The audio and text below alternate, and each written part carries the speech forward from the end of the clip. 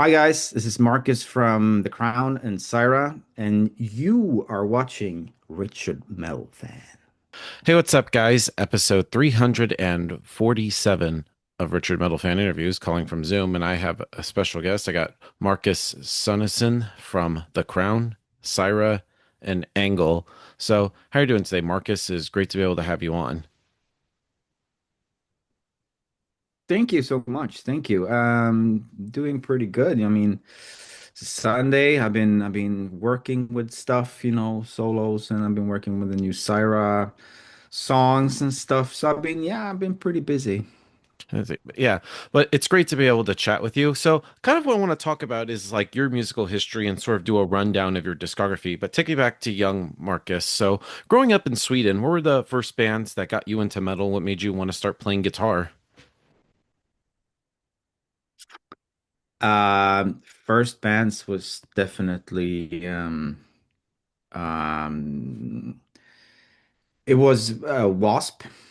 It was Motley Crue. It was Judas Priest, and it was Iron Maiden. Those bands were everything when I grew up. We had this, I I grew up in the 80s, so we had this was this radio show, like a metal show on Friday evenings. Everyone listened to it. That's basically where I got everything from. So that's where all the things started. And then I got the first Wasp album, and I was like, fucking hell, I wanna do this. I wanna play guitar like these bad boys here. Nice. So that's basically how it started. Cool. Cool. And of course, like a lot of people first know, the first thing I want to talk about is, of course, the Crown or Crown of Thorns at the time. So, how'd you get to know like Mhm. Marco and Johan and everybody at the time?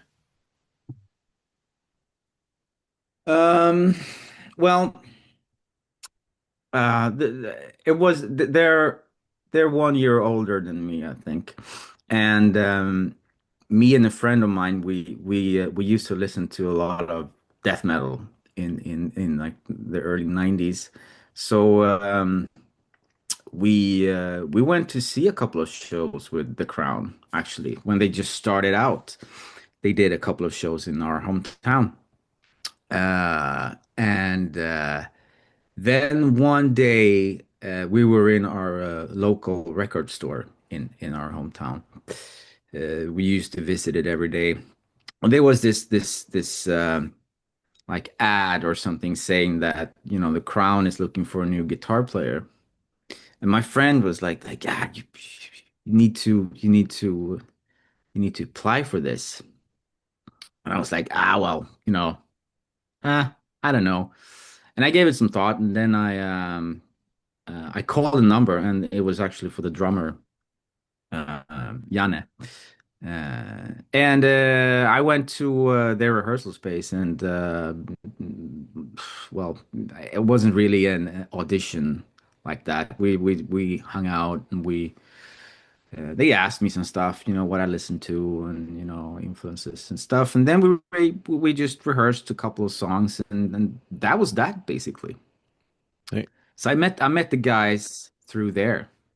Yeah, awesome. And then tell me about like that first de one of the first demos that you did, Forget the Light in '94. I love that. It's just Hmm. very raw Yeah. sounding. So what was that like recording like? Hmm.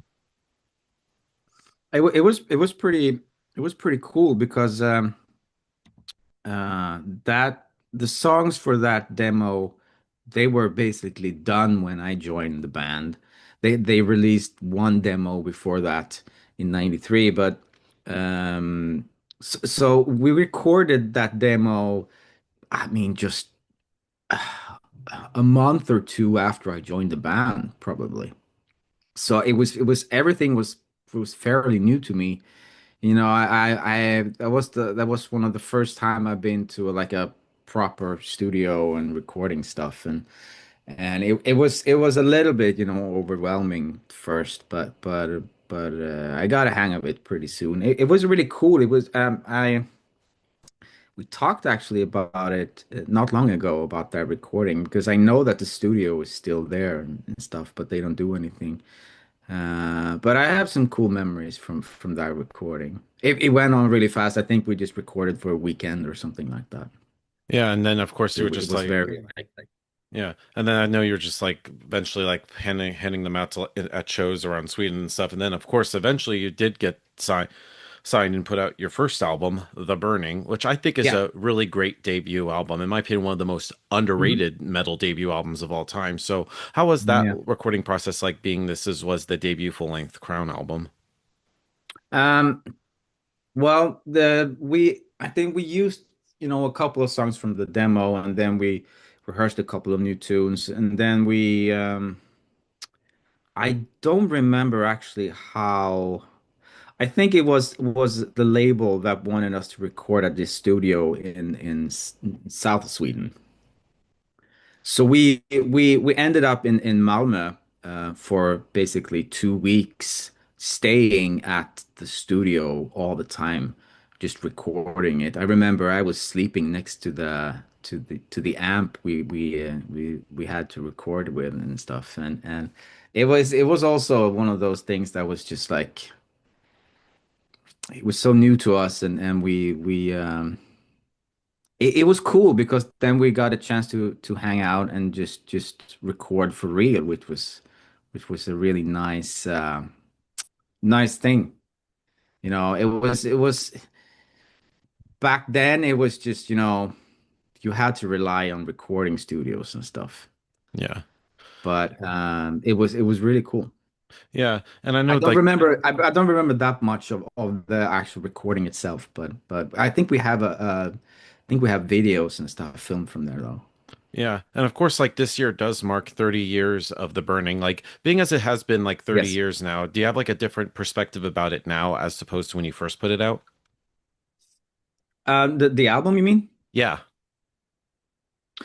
Um, yeah, I think so. I mean, when I listen to it today, of course, I remember how it was recording it and stuff, but uh, the songs are still, cool songs. I really enjoy it, and I think we actually gonna pick up a couple of songs or two from that album during our next cycle next year because Yeah. it's one of those albums that I really I wherever you go in the world you always see that album for some reason. Everyone's got it and it's like yeah, this is my favorite Including me. album.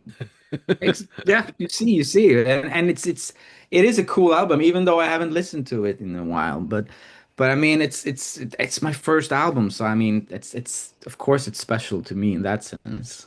Yeah, would you ever consider like doing kind of like a start to finish kind of thing with this album? You mean listening to it or Or pretty playing much playing wise? the album in its entirety. Well, you never know what's gonna happen. We haven't really talked about it, but that's an interesting idea though. Yeah, Yeah, definitely. because I think some of the songs are never even played live ever.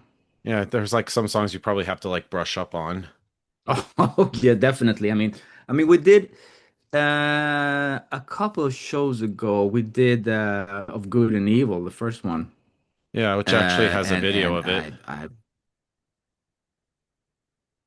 yes, yes, and I had to brush up on some stuff because I don't remember exactly everything. But most of the stuff is still in my it's still in the muscle memory, Def kinda.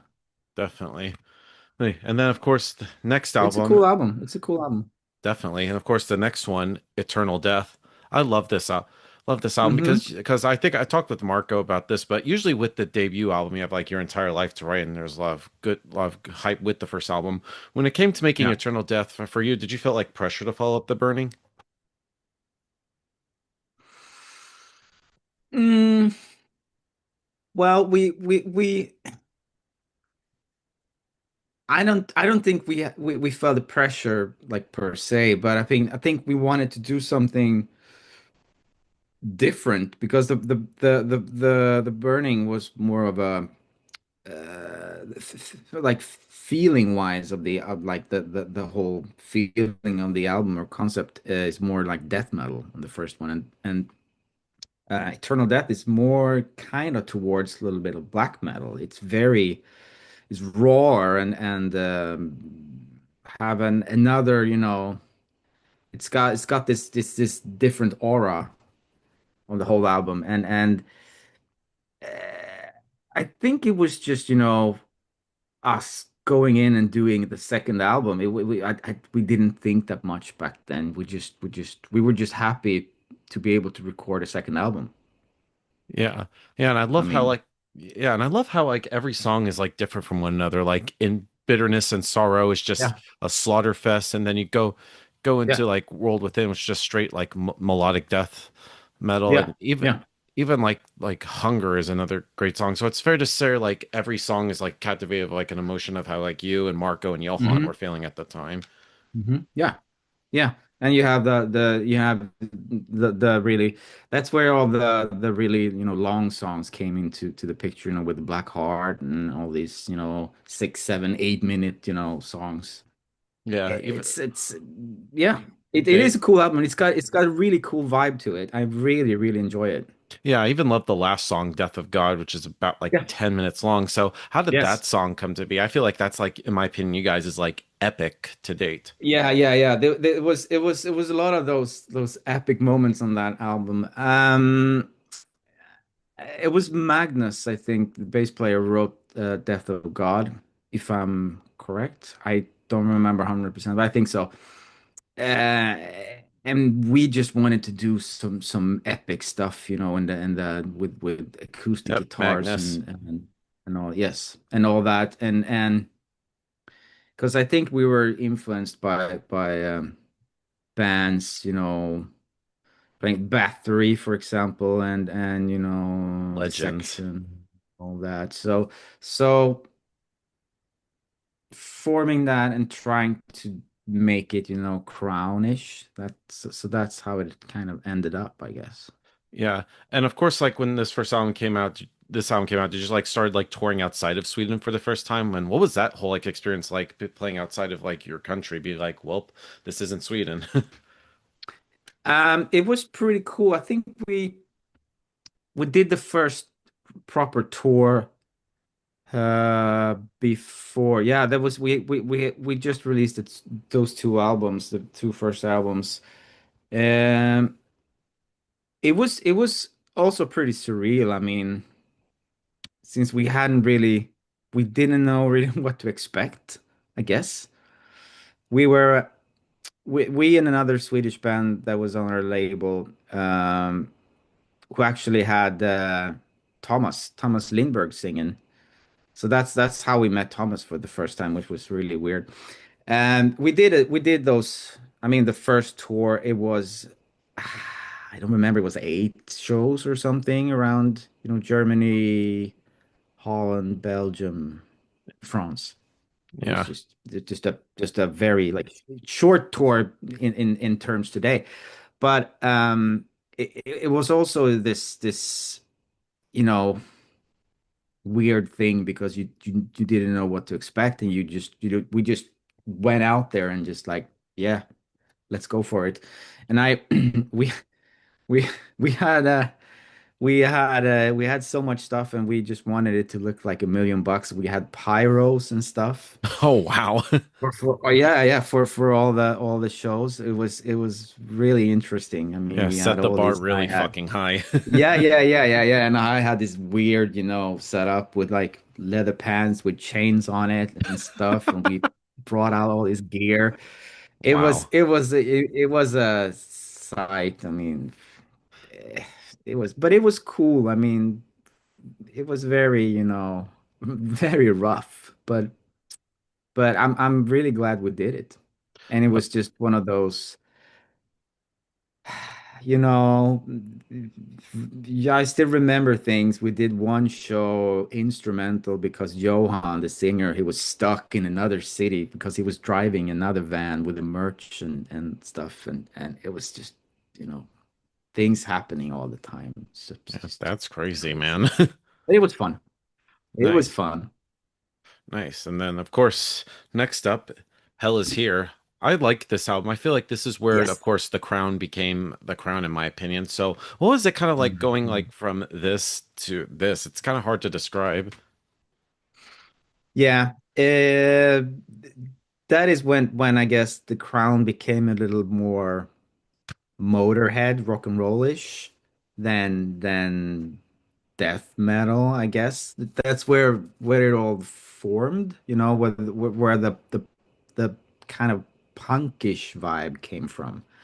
I mean, the songs are pretty brutal and very like punk raw in that sense, if you understand, if you know what I mean, like that.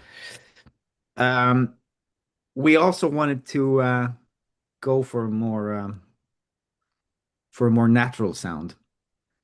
And that also, of course, formed like how the album sounds and how the songs are, presented and stuff. Um, but it's also one of those albums that it's still, a lot of people think that's our first album Yeah, but it was the because first because under the that's Crown when name. that's when yeah, exactly. That's when we became, we were signed to a bigger label and stuff. Yeah. But I mean, yeah, we just tried to make the best, the best we could, and just try to make it as brutal as we could, I guess. Yeah. Yeah. And one thing to notice is like with these first three albums, you could tell like with the artwork, they're almost kind of like similar and connected in a way. Wait, was that sort of like the Yeah, kind of. Yeah. idea, or was that kind of like a an idea, or is it just a coincidence? Uh, I think it's just a coincidence, or I don't remember we had an idea behind it. The first two albums they were done by this Swedish guy that did a lot of albums back then, or covers. Christian Wolin or Necrolord. He did shitloads of albums back then, and he was really cool. So we wanted him to do those, but then I mean, for the third one, we wanted something different. And then we shot, Jan's hand and stuff. But I mean, color wise, I don't think we had an idea behind it though. Yeah. I think it's just ended up that way. From what I remember, I mean, we didn't have much clue back then. We were just, we were so young as well, so we were just, you know, Yeah. going with it, I guess. Totally. And then of course next up is Death Race King. I feel like think it's a totally different from the first three albums. What Yeah. was the idea for this album? And I guess that album is where everything kind of, where we had everything more. That album is more kind of put together and thought through, kind of. And now we were rehearsing a lot for the album, and we had the songs really, down before went into the studio.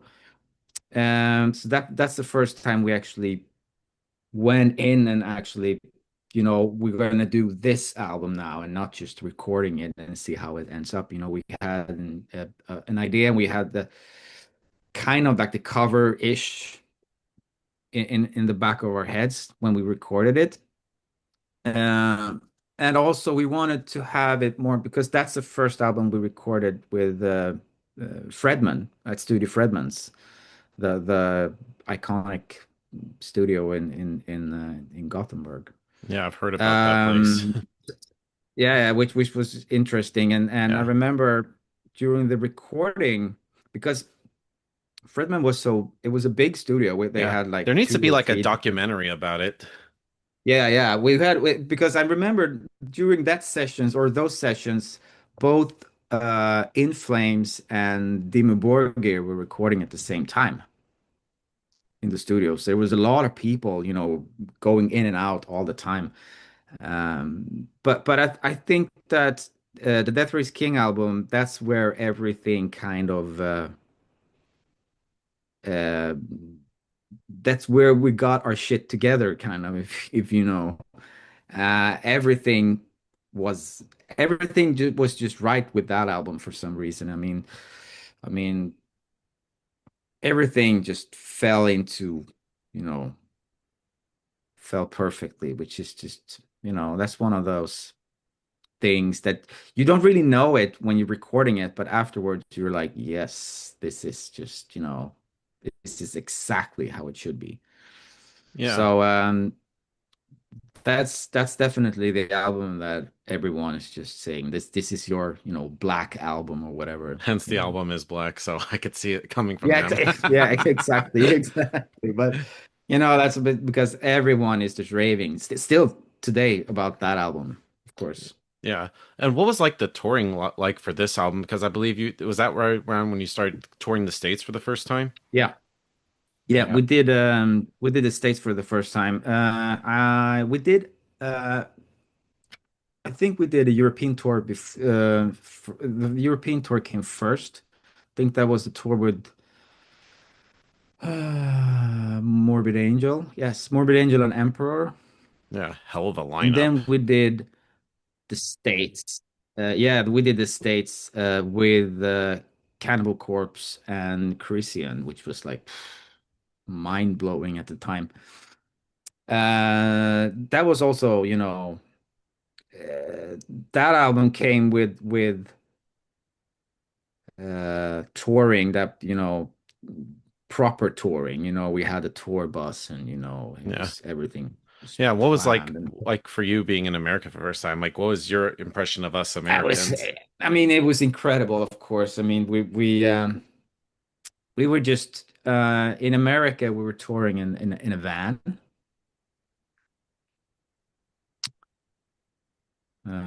In a van. I still remember we flew into the tour was starting in Florida.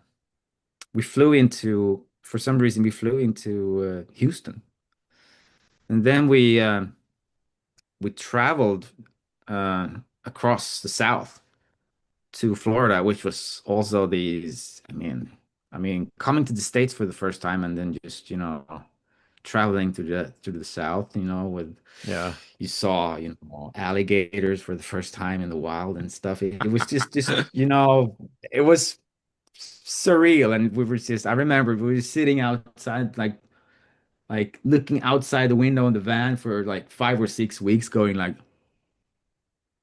everything was just Uh, absolutely I feel like a little fantastic. kid at Disney World. Yeah, kind of, it was just, on the shows it was a lot of people, and we met a couple of, we met um Kerry King came out to the shows, and Wow. yeah, and it was also we played uh we played California. There was some show in outside of LA and stuff, and was a band there. It's like, yeah, there's a band who wants to meet you after the show, and we're like, okay, yeah, sure. It's like, yeah, they're called Slipknot, and Oh, wow. they wanted, yeah, they want to come by and say hi. It's like, Slipknot, what is that? Yeah, they're very eager, and it's like, yeah, Holy whatever. shit, And that's I fucking awesome. and I met the bass player, and it's like, yeah, I'm playing this band Yeah. called Slipknot. I was like, Paul yeah, Gray, cool, rest man. in Like, peace. cool, cool, yeah, yeah. Good luck with your band, mate. And then it was just one of those, because they hadn't really released anything back then, or Yeah, they at only least had I, like their first album and that was it. yeah, kind of, yeah, something like that. And it was just like they weren't really that well known. Yeah, they were At least starting to get like hype and around stuff. And didn't they were really like seem for to me the to gateway that to got me know into metal anything. when I But was it a was just one of teenager. those, like a lot of those. Yeah, yeah. You see, and we were just like, good luck with your band, and it was just, a lot of weird stuff like that Yeah, and happening. now But they're it fucking was fun. It was huge. fun, of course. Yeah, and now it's just, over the top. They're the one of the biggest bands around, of course, which is. But it's weird things like that coming. But it was fun. It was fun, and of course a lot of memories from that one, of course. Yeah. And of course, next up is Crowned in Terror. Love this album. Yeah. Tell me about this one. I think it's, in my opinion, one of the most underrated albums in the discography. Probably, yes. It's one of those albums that That's also when between the uh, Death Race King and Crown and Terror. I mean, of course, Johan he quit the band and stuff, and then we got Thomas in the band since we knew him since back in the late 90s. Um, and that is also one of the albums that we wanted to. We had everything mapped out, kind of. And we went into this other studio because Fredman was booked, so we couldn't. We were supposed to record at Studio Fredman's at the end, doing the follow up to the Death Race King, or we thought, but he didn't have time or something. I don't remember. And then we had to record at this other place, and it was out in the middle of nowhere. I remember it was just like, not this, not the, it was a nice studio and all, but everything around it was just like you were out in the middle of nowhere, and you couldn't, if you hadn't a car or anything like that, you couldn't go anywhere. Yeah. So that was just we were stuck there basically, and recording it, and when Fredman was supposed to mix it, he actually did a mix, and we were not satisfied with it. And long story short, this other guy mixed it, and well, we were never really happy about the sound of the album, unfortunately. But the songs on the album are really good. I mean, and Yeah. Thomas is doing an outstanding performance, Yeah. And of course, I which is know, like, yeah, I know like recently, like we lost Thomas from yeah. cancer. So, like, is there any like special memories that you have with Thomas during this time period? Mm, yeah, I mean, I remember he was really focused and really eager on recording it, and he was really focused on trying to do everything as good as he could, recording wise and with the vocals, and of course also the all the gigs that follow up on that album. It was just, he was such a powerhouse, and just this full on death metal vocalist 24/7, which was fantastic. He was just one of those. He had this energy, Yeah. like raw energy all the time, which was like, holy shit, how are we supposed to live up to this? And but it was really cool. We did some really cool shows, and was yeah, Yeah. I And remember it. yeah, I thought it was It was great. cool. One of the bands at the gates definitely were like that got me into like the whole like Swedish like melodic death metal or the Gothenburg sound. And I even had the Yeah. pleasure of meeting him once, and he was like genuinely one of the Mm. nicest dudes ever. Yeah, yeah. I mean, he was such a nice guy. I mean, he was really, he was so concerned that everybody, felt good, and he took care of everyone, and he was a really, really nice guy. Yeah. Yeah, I just Genuine. yeah, definitely was glad to see. I've only saw At the Gates 3 times. I remember the last time I ever saw them in Vegas. They did the whole Star of the Soul album in its entirety. And Yeah, that's pretty much my favorite At the Gates album. Like the first time I heard Blinded in Fear, I was like, "Whoa, what is this?" And yeah, ever since then, I got yeah, me appreciate all like the Swedish metal bands and it's around like Gothenburg, yeah. I Stockholm, mean, all that good. The whole country's fucking great. I really want to visit there yeah, one day. yeah. This is definitely. I think there's something in the water for sure here, but I mean that album was really like the gateway for a lot of people. The funny thing is that we actually. The Crown supported at the gates for that show, the release show they had in Gothenburg for Slaughter of the Soul. Yeah, That's where we met Thomas the first time back in '95. Was our label that got us that show, and it was just, of course, it was mind blowing. This tiny place in Gothenburg. I mean, when they released Slaughter of the Soul, it wasn't that, big. It kind of became big after the release, a couple of yeah, months. It's like say for Guns N' Roses when they released Appetite for Destruction. It wasn't an immediate hit. It kind of took a little while until it, blew up. So yeah. this was just like, I mean, it was like 250 people or something at that show. Yeah. And who knew? It was crazy. Yeah, and who knew that they would eventually like influence like so many bands? Like even like in America, they Exactly. influenced all of the metalcore bands like Yeah, yeah. Killswitch Yeah. Engage and Unearth and stuff. So when anytime like Yeah. when anybody comes up to you and saying like you guys have really influenced me and or make me start my own band, like does that in a way kind of like inspire you? Yeah, it, it's very, it's both humbling and weird at the same time because I'm so used to being that guy saying to the people I meet, like you're the guy that, I started, it's it's very humbling. It's very nice, and I feel very, happy that I am, able to to do this, or to inspire other people, and of course that inspires me as well, because I still want to, try to make the best out of what I can when I Yeah. record and what I songs and stuff. Yeah, and one thing I thought with this album, I thought cool on the inside, you did like your own version of the logo Hmm. in as Venom's logo. So how'd the idea of that come to be? And you're were you kind of worried about Kronos suing you or something?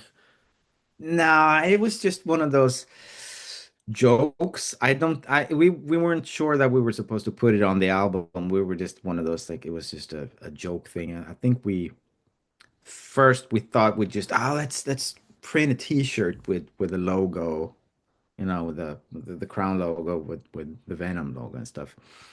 And I think we did a couple of other logos as well. Yeah, we did the earache logo, earache, the label. We did the earache logo as well with the crown and stuff. We did a For couple of Possessed those. 13, you should led me right into there.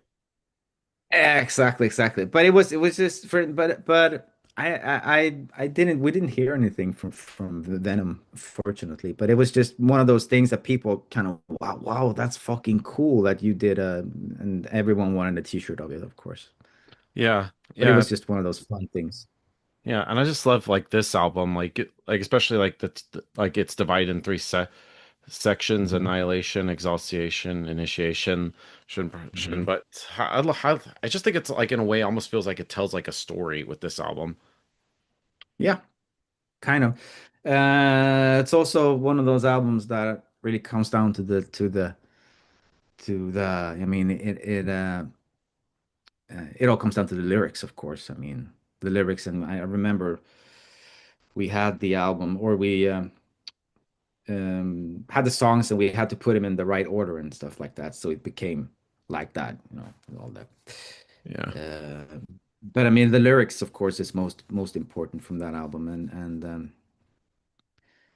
it was a little bit rushed, recording it, and I think we could have done a little bit, more with that album, because it was just. But I think we thought we had it more under control than we had, But it's still, I mean, it's a cool album, and the artwork is just phenomenal from that album too. It's just one of those, albums. I That's probably not my favorite album, but I mean, I like the aesthetics and everything around it, though. Yeah. And then next up is Crowned Unholy, which is sort of like the different version of Crowned in Terror. So I love this album. So how did this come to be to sort of like redo do Crowned in Terror? Of course, now you had like Johan back in the band and stuff.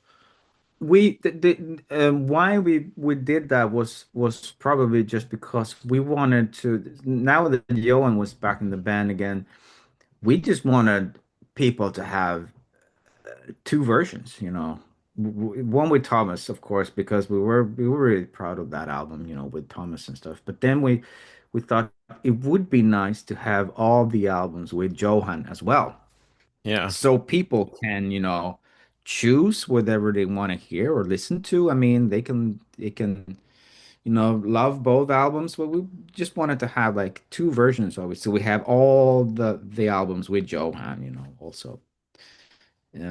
But it was just, and since we were not really happy with the mixing, we were remixing it, or we had an idea of remixing it for a long time, and then we kind of thought that why not put Johan's vocals on it if we're gonna remix the whole album anyway.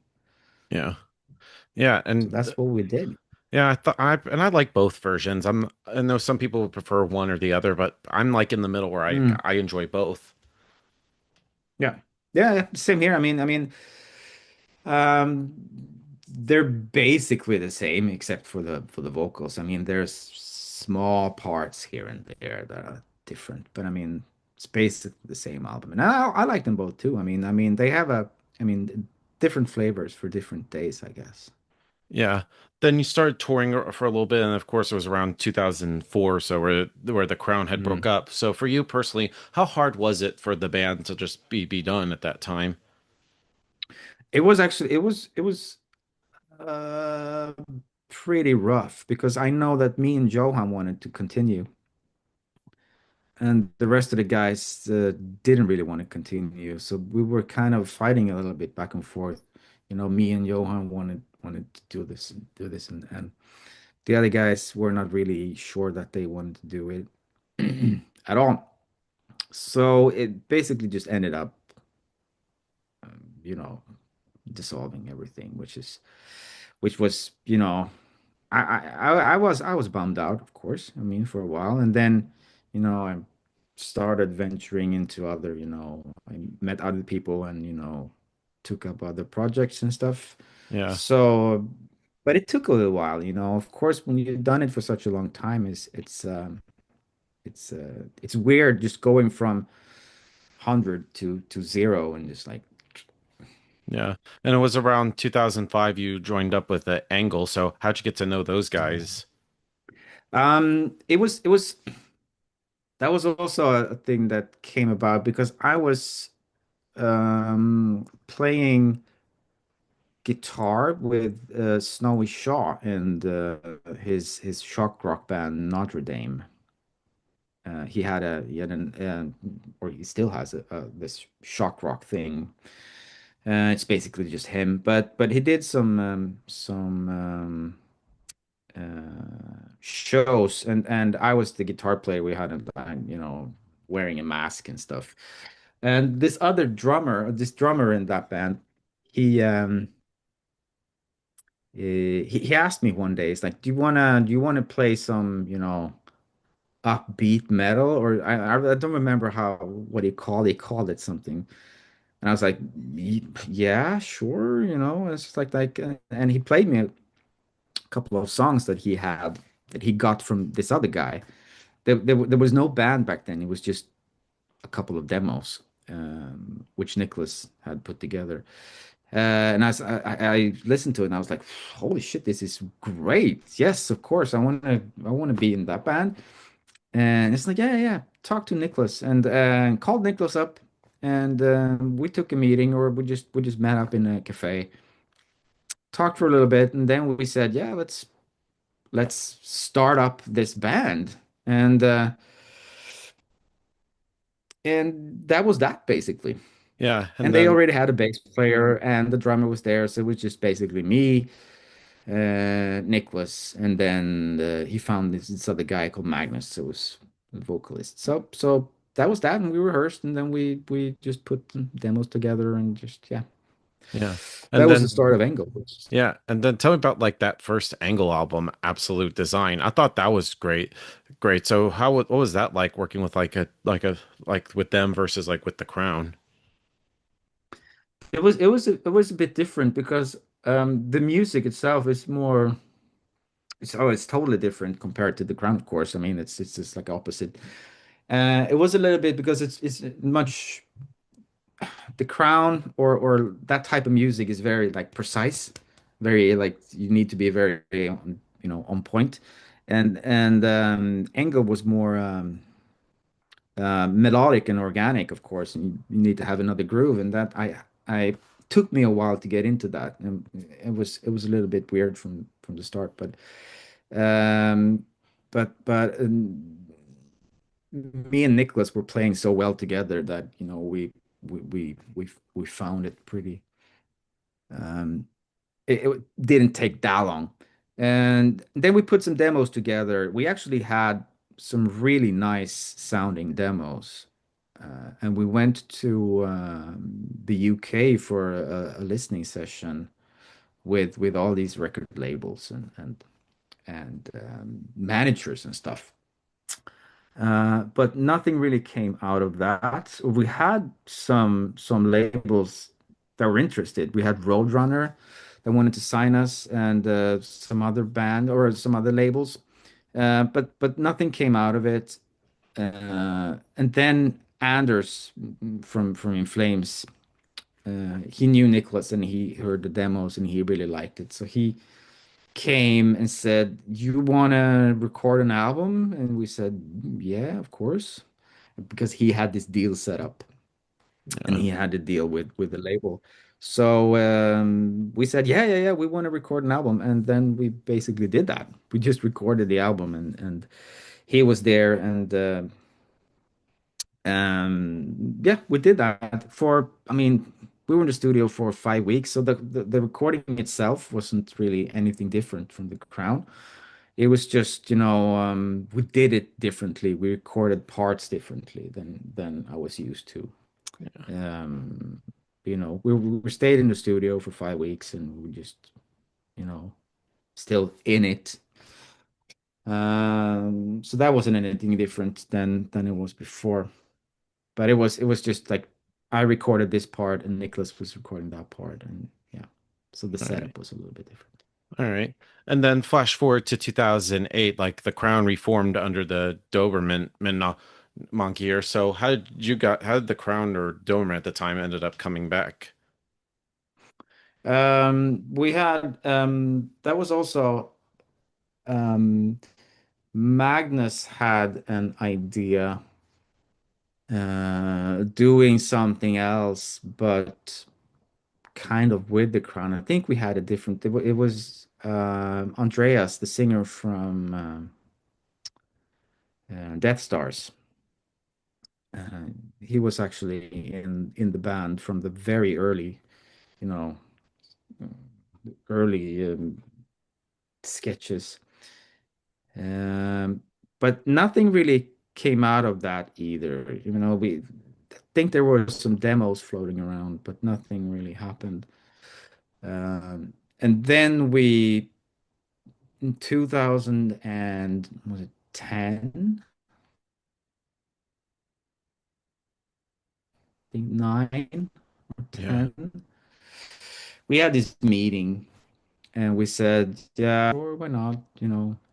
So that's really how it, started again. Yeah. It was like 2009 or something. I don't, yeah. Yeah. And then going into 2010, But then, you were saying. mm, but then Johan wasn't in the picture though. He didn't want to. I think he still had his one man army project going, so he didn't really want to do it. So that's how we found Jonas, Yeah. the singer for that album. Yeah. And then going into Doomsday King, I thought this was a pretty good Mhm. comeback album. So what was it like being in the studio with the Crown again? It was cool. I was still busy with Engel when this album came about, so I wasn't really. I was there for rehearsals and stuff. We rehearsed it, but I was not in the studio that much. I did the solos for that album, and Marco did all the rhythm guitars. That was the first album that he recorded all the way through. I remember he was in charge of, recording the drums, and then remember recording everything, and he recorded himself playing guitars, and then recording me, of course, with the solos and stuff. So that was the first album that was really just, you know, kept within the band. I think we also produced it ourselves, so everything was just kept in-house, so to speak. Yeah. And there was a recording studio right across the room or the hall from our rehearsal room. So everything was very, we didn't have to travel anywhere and stuff. But I mean, I wasn't super involved in that recording except for the solo parts. Yeah. And then I know you eventually in like 2012 you actually left the Crown. So how hard was it to leave the band? Um, it it was of course a bit weird. We had scheduling conflicts with the Crown and Engel. We were supposed to release an album, or we had an album release with Engel, and then the Crown had some gigs coming up, and I said that I cannot do those shows, because I have an album release, blah blah blah. And well, back and forth. Long story short, they said, "Now, well, it's we want to have somebody that can just focus on the Crown." So so that was basically that, and it was of course a bit weird, even though we uh weren't active for a couple of years. We were still, we talked to each other and stuff, but this was like a very more definite thing. And but it was really weird at first, you know, because I've known those guys for such a long time, and it was just, you know, um, it was strange at first, but I mean, like everything, you you learn, to to keep it a little bit distant, and sort of. But it was weird. And It was yeah. weird. But Yeah. then I had so much other stuff to focus on. I had, we had so much going on with ankle and stuff. So, you know, I wasn't sitting at home, doing nothing. So I had lots of other stuff to do. But I mean, I missed it at first, of course. Yeah. Yeah, and I definitely liked the album Raven Kings from 2014. So tell me about that. Mm. That was also one of those albums that really, that everything felt right. Everything that we did was just right. We were really well prepared with the songs. We rehearsed it really, a long time, and we had everything set up. We had um, the title of the album ready very early, so we knew kind of what we were aiming at and stuff. And all the songs were, curated so it, would fit well. And then just going in, recording it, everything went super smooth, and it was just one of those things that just was a was an open highway. It was just like, yeah, let's go. We're recording it. Everything was just like, wow, this is the first album that actually went super smooth to record. It was nothing, because usually when you record an album, there's always one thing or another that kind of, fucks up. You have to, work your way around it. But this one, just one of those Nice. albums that was just like, yeah, I was perfect. It was great. I mean, it was really fun as well. I mean, I was there for, uh, I was overseeing everything from the drum recording to everything. So I was there from start to finish, which was nice. And of course, since Oscar, the drummer, he was taking care of everything with the recording and everything, and then we just mixed it with Jacob Hansen. Just very nice, very nice. Nice. And then, of course, going into 2016, you joined up with Night Crown. So how'd you get to hook Ooh. up with like Yanni from Dark Funeral and everybody? It was just uh, I know the main man from Nightcrown, and he asked me to if I could do some solos first for this project he had going, and I was like, yeah, sure, I can do that. And it ended up really well. I mean, it sounded really cool, and it was cool, and I enjoyed the songs and stuff. And he asked me, it's like, do you want to join the band? And I was like, yeah, yeah, yeah, sure, absolutely.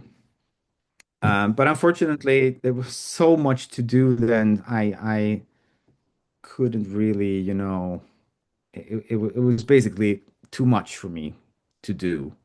So I had to back out, unfortunately, Yeah, because from that that one. But I Humanity, did some solo. the EP, I thought was fucking great. Yeah, yeah, it's a great. I mean, the songs are phenomenal. I mean, Yeah, everything they do is just like incredible. I mean, yeah, it definitely reminds you a lot both of of like a those, mixture you between know, Behemoth and Dimmu. yeah, yeah. It was just I remember hearing like the demos for the first time, and I was like, holy shit, this is incredible. I mean, everything was there from the beginning. It was just like, wow. It sounded really good. So that's why I wanted to do it. But then of course, you find out that, oh shit, I still have this and I have this, and I was like, oh, I can't do it, Yeah, unfortunately. yeah. And then kind of flashing forward a bit, you joined up with Cyhra. So how'd you get to know like Jake and everybody? Mm. Um, Cyhra was Jake called me because I've known Jake for some time, since he was in Amaranth, and I also known Jesper for a long time. So I've been in and out, going to Jake's studio whenever they did demos for the first album with Cyber and stuff. So I've always been around, listening to stuff. But then I think we were out on our way home from a Angle show, I think it was, and Jake called me. He's like, "Hey, can you help me out with something?" I was like, "Yeah, sure." Can you fill in because the other guitar player he was going on a honeymoon to I don't remember, some super nice place, in the middle of nowhere. Very nice. It's like Bora Bora or something like that. And I was like, yeah, sure, I can do it. And then I just, it was one of those festival shows. So I rehearsed the stuff, and the funny thing is that hadn't met the other guys. Show up, I only rehearsed by myself. Then show up at the festival. It was in northern Finland somewhere, and didn't do anything. And 10 minutes before the show, and was like, Dad, do you have sound in your guitar? Yeah, sure, I have a sound. And then we just went up and did it. Hadn't rehearsed or anything like that. It was just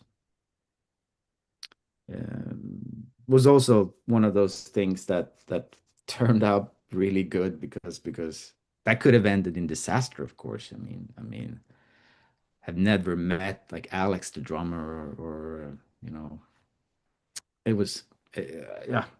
But everything went well, and then he called me up again, like a few months later, and said, "Hey, we have these issues, and can you come and fill in?" And I was like, "Yeah, sure." So I filled in for Jesper for quite some time. And then back in 2019 or something, they said, everything is working so well. Do you want to join the band?" I was like, "Yeah, sure, I can do that." So yeah, then I joined the band. Yeah, and then your first record with That's the band The Vertigo Trigger. I thought that was a great album, one of my favorite albums from 2023. So, what was that like, being that was like your first record with Oh, Cyhra? cool. It was cool, of course. I was there for I mean, I wasn't in Denmark when they recorded um the album before the Vertigo. But I was there for everything. But my first recording, it was also nice. I mean, we recorded everything. Everyone was recording at home because it was you know pandemic times, and you had to adapt to the new way of doing things.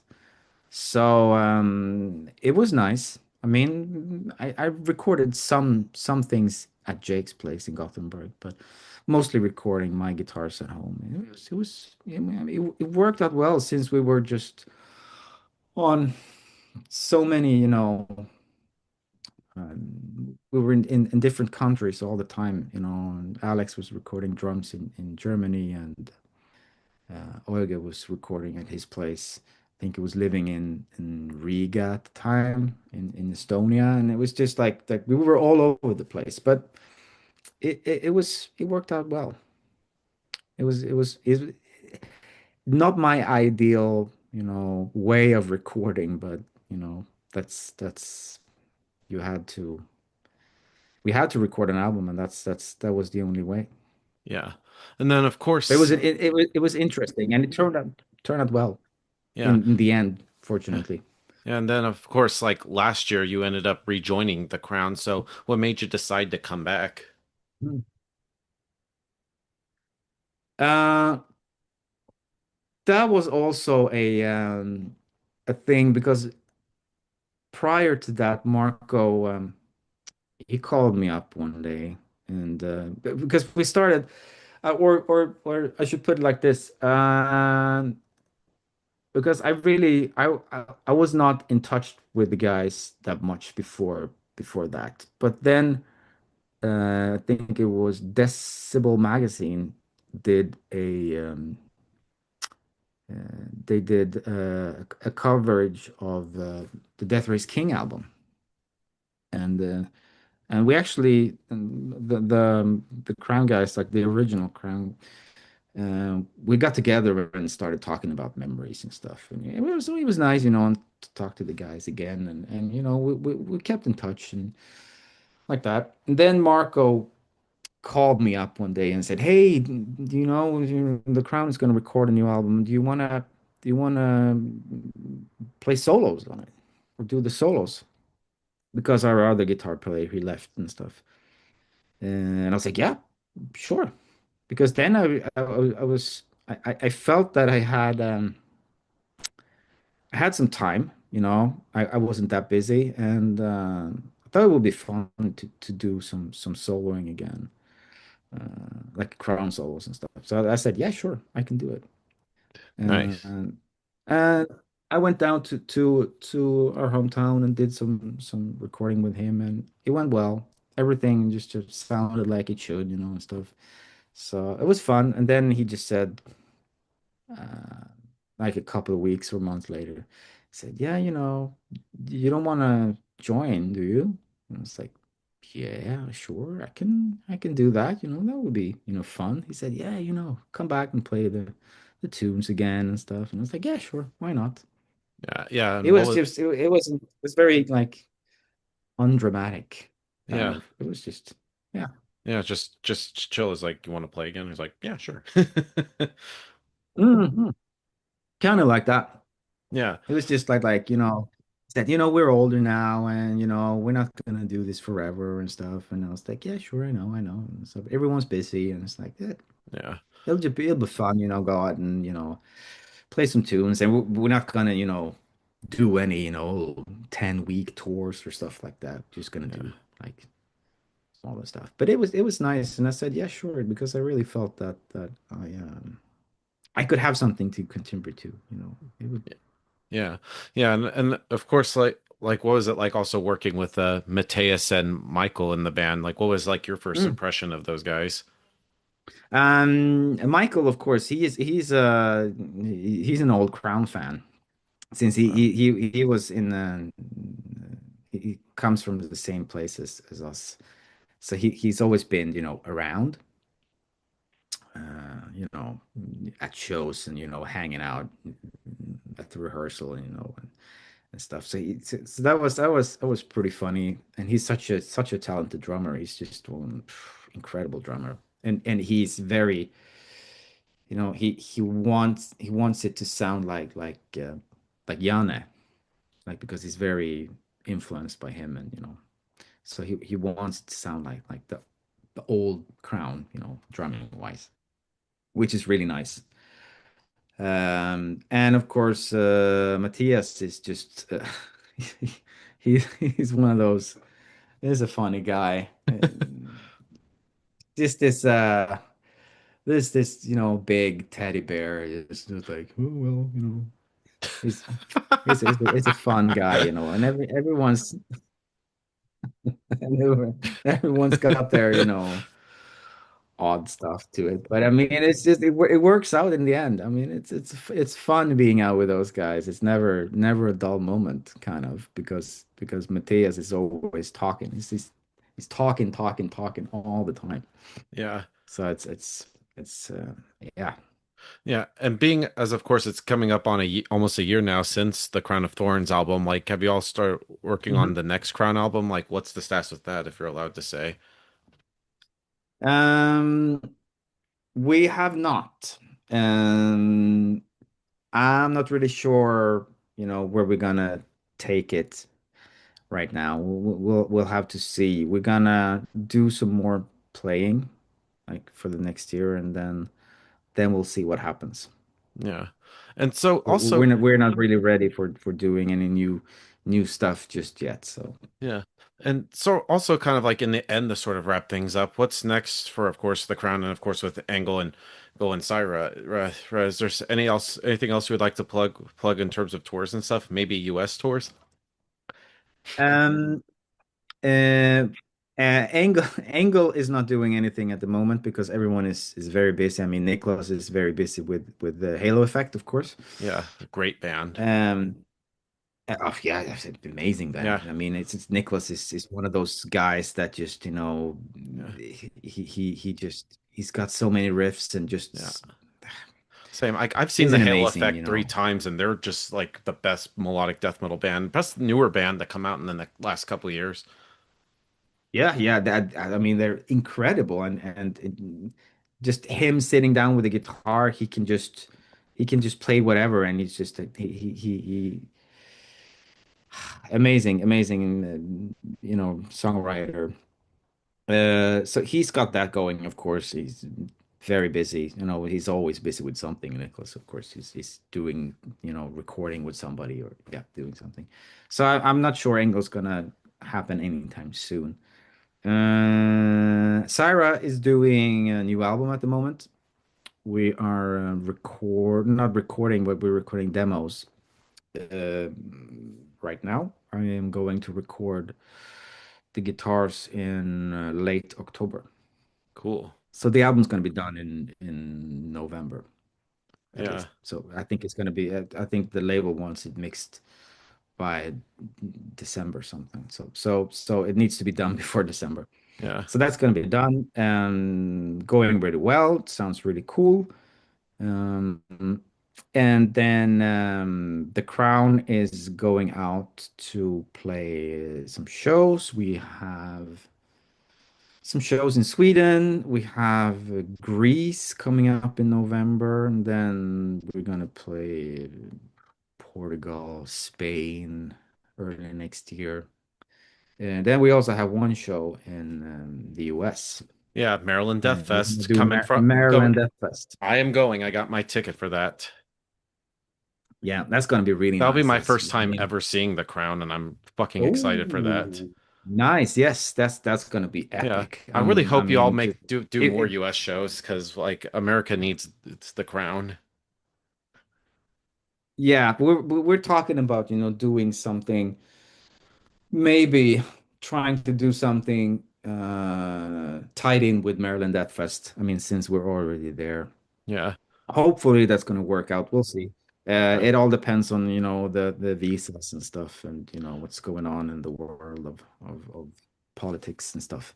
So I'm just hoping for the best. But that's going to be really good. I'm looking forward to coming back to the US because it's been way too long. yeah. And We then we miss have, you. festival.